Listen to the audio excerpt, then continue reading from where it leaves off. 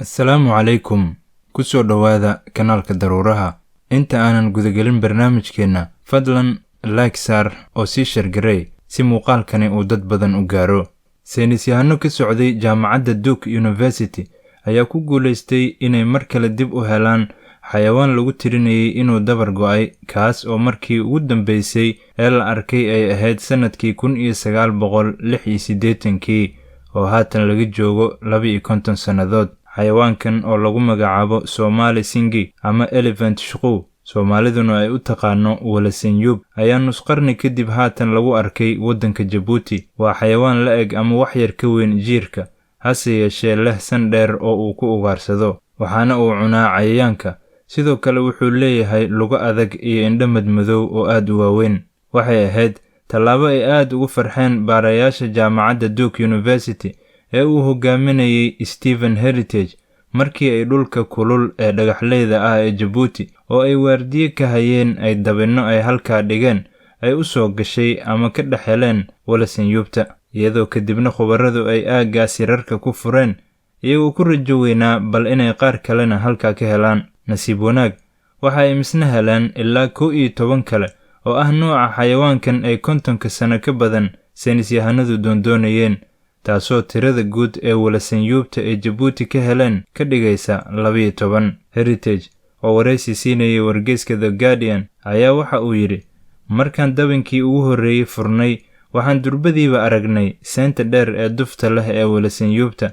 Mar qura ayaan iswada eegnay, waan rumaysan weynay. Inkastoo xayawaankani uu quuto cayayaanka, haddana waxaa kooxdan baarayaasha ah oo uu ku jiray Galen Rathban iyo Xuseen Riyaale ay dhigeen ilaa 1200 oo dabin oo ay ku shubeen xoogaa lows ah, qamiiriso ama faxiso iyo boorash, waxaana qaarkood u soo galay Walasenyubtii ay raadinayeen. Xuseen Riyaale oo isna ka hadlayay guushan ay gaareen ayaa waxa uu yidhi, annaga haddii aan nahay reer Djibouti kuma tirin jirin Somali Singiga inuu yahay xayawaan lumay ama dabar go'ay, laakiin baaritaankan cusub waxa uu xayawaankani dib ugu soo celinayaa bulshada sayniska. Walasenyubta Soomaaliya ayaa lagu tiriyaa mid ka mid ah 20 xayawaan ee nooceeda ah caalamka, kuwaas oo ka tirsan naasleyda leh sanka dheer, waxaana lagu xisaabiyaa bahmaroodi, iyadoo midka Soomaaliyana uu yahay noocii ugu horreeyay ee ay saynisyahanadu sannado badan ka hor ay barteen, sidaana lagu siiyey magaca Somali Singi. Bahalkan sanka dheer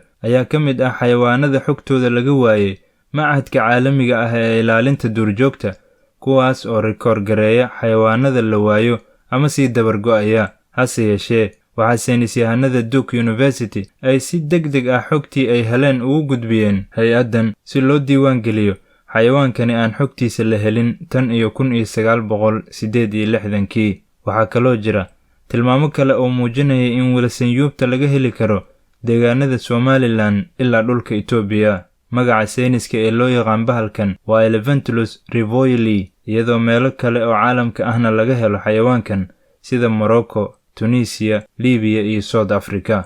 Stephen Heritage iyo kooxdiisu waxay ku faaneen inaysan jirin cid iyaga hortood horay macluumaad dhammaystiran uga keentay Walasenyubta Soomaaliya, iyagoo sheegay inay ogaadeen meelaha uu xayawaankani dego iyo cuntada uu cuno, maadaama hawshani ay soo wadeen sannado badan. Laga bilaabo haatan, waxa uu Mr. Heritage sheegay in Walasenyubta Soomaaliya ama Somali Singi uusan noqon doonin mid lumay ama dabar go'ay. Waxay kaloo khubaradani tilmaameen inaysan waqti xaadirkan jirin halis weyn oo muujinaysa in xayawaankani uu dabar go'i karo, maadaama aysan dadka agdhoweyn deegaanka dhagaxleyda ah ee aadka u kulul ee uu xayawaankani ku nool yahay. Dhanka kale, Heritage iyo Xuseen Riyaale ayaa sheegay in sanadkii dambe ay baaritaan qoto dheer ku samayn doonaan goobo cusub si ay wax badan uga ogaadaan nolosha Walasenyubta Soomaaliya.